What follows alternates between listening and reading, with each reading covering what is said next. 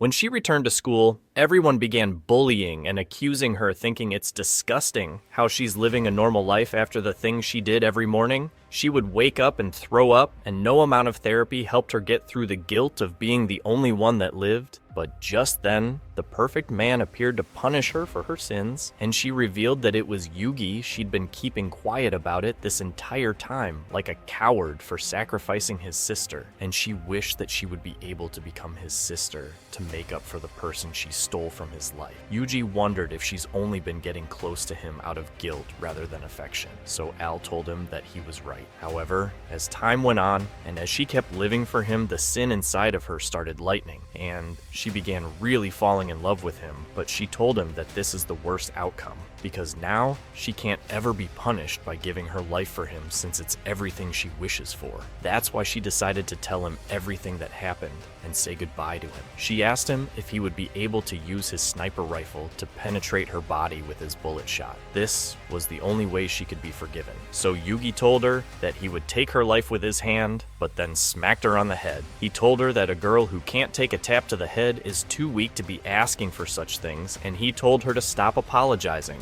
After all, he only had one sister, so he told her to stop acting like one and told her to wait while he thought about what to do. He realized that no matter what the reason was, she's fallen in love with him. So he told her to get up and told her that he'll make things clear. Everyone lives with a regret, and the words "forget about it" are useless in the face of the deep regret she's living through. He told her that she was willing to offer her life for him. So he told her that he accepts, and for the rest of her life, her punishment will be to live for his sake.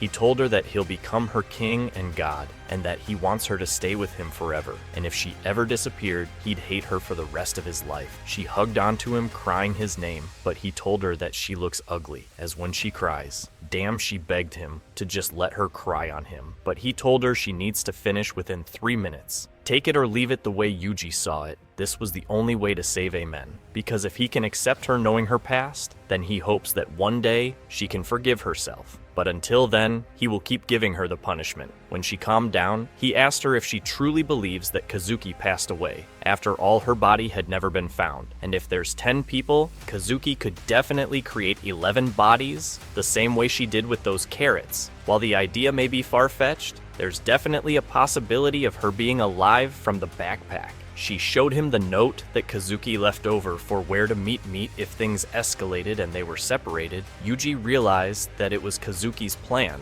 from the start to have Am escape alone, so Am begged him to take her to that place. The following morning, Omen went off to buy some flowers for the graves, and some ugly man came up to Yuji and introduced himself as Sakashida, claiming he was a big fan of Omen because she was famous. The man said he's got big things to do and started walking away. When Alman came back, Yuji revealed that he just met a very creepy fan of hers, but they began driving away. As they walked to the site, Yugi asked Dom if she was fine, but she told him that she's feeling a lot better since she talked to him about it. Eventually, they arrived at the marked stone, and Yuji dug up a thermos container, and when opened it, she saw a letter hidden inside and began reading it. It said to my friend Alman, "If you are reading this, then it's been a few years." In the letter, Kazuki revealed that everyone died of illness. Apparently, Hira's meat contained diseases that killed them all after eating them, was the only survivor because she never ate her friend. So Kazuki thinks it's Hira's way of saving her for respecting her body. However, she knew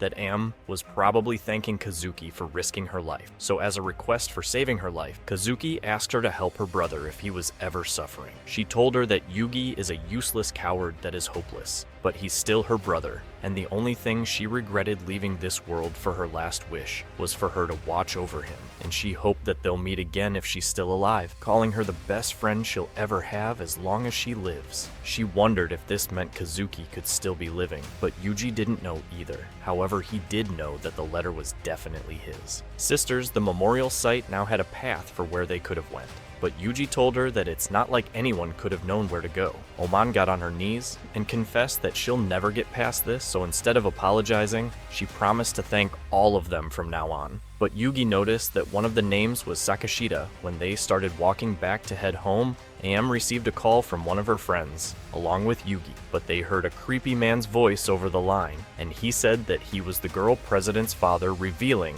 that he's come to punish her. He made all the girls hand their phones over, but one of them left Yuji on the line for him to hear them. After he hung up, Yuji noticed his phone was still on, so he began driving home and requested support from JB and the rest of the agency. Almond wondered just what type of hitman Yuji was, back at the school. The shooter saw cops sneaking around, so he began trying to shoot them down. The SWAT team surrounded the entire building, and Yuji finally arrived with Al, but she was shocked to see the type of people Yuji actually worked with, remembering the dirty work he talked about. However, she was determined to save her friends, with the school having high walls and with no tall buildings nearby. Sniping was going to be extremely difficult, but Yugi knew of a single spot where he could lure him to the ventilation system in the bathroom. He said there was a lighthouse that was 900 m away, but this was going to be their only option. She told him that he's only going to have a 10 centimeters field of vision, but he revealed that it was actually 15. When she heard those words, JB realized that he was the legendary person who shot the bandit from a kilometer away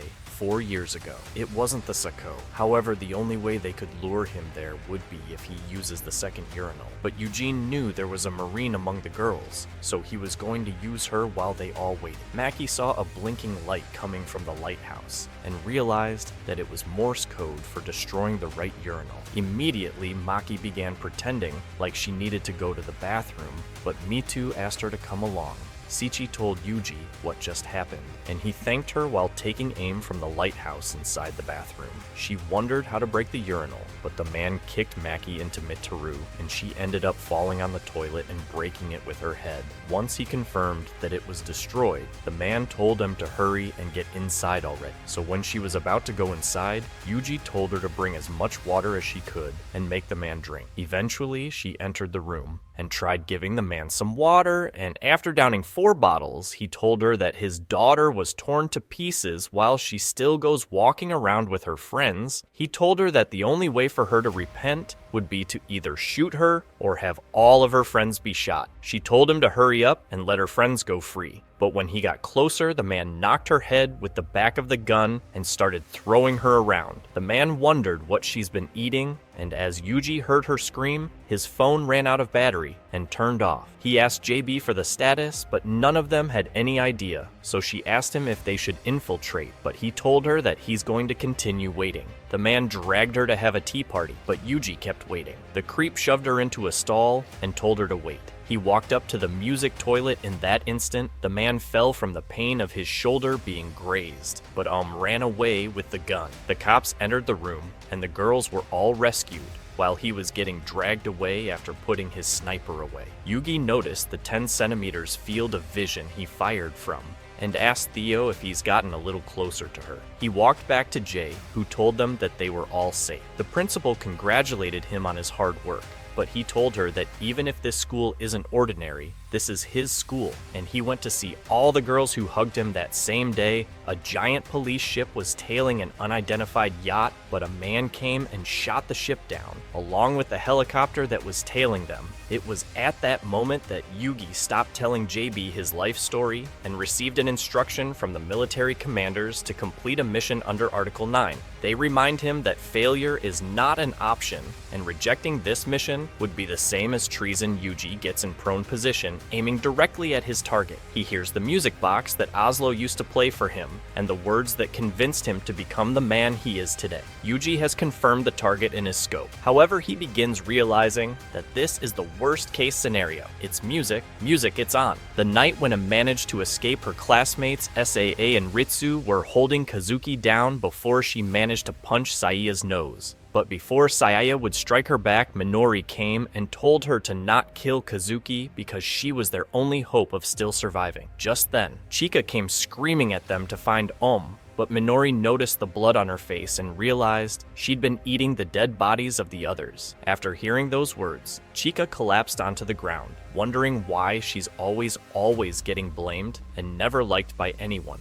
as Minori tried to comfort her. Chika saw the knife beside her and stabbed her friend before she collapsed. But when Kazuki ran to try and save her, she realized that her body was already lifeless before Chika could explain. Haruna came looking for Minori, telling her not to sleep outside, or she would die from being too cold, but saw that her lifelong friend was already dead as she wondered what happened to their promise, and who would cut her hair from now on. She saw Chika was the one holding the knife, so she slashed her shoulder down before pushing Kazuki away. Just then, the teacher finally arrived, and before Haruna would end Chika's life, the teacher picked up a stone to save her. As the other girls lost their mind, Kazuki saw Chika's wound and knew she needed to stop the bleeding immediately, so throughout the night she managed to patch her up. But by the morning, Kazuki realized that their teacher had gone missing ever since he killed Haruna. However, Chika begged Kazuki to care for him, so after she agreed, she found him digging up a grave for the other girls, and when she asked him what happened, he decided to reveal everything. At first, he had been actually burying them, but with his starvation, he couldn't resist, and began eating their meat, until Chika found him in that worthless state and glared at him. He thought he was the most disgusting person to exist, and begged her to forgive him. However, he began gagging as he was going to throw up, and Kazuki noticed that his body was already infected with bacterial poisoning, as she wondered what the source could have been. She remembered how one of the girls had maggots growing over her body, and that the deer meat they were eating was actually hers because of that. All the girls died 3 days later from food poisoning, but before burying them, the teacher began making it appear as if he had killed them, because that way everyone would blame him for their deaths rather than the girls. As she stared at him, she remembered she also had to leave a message for someone, so that night she created the marking on the stone and left her letter, but after walking just a few steps, she collapsed onto the ground. 8 hours later, the local Ikaga police were sent because of Omon,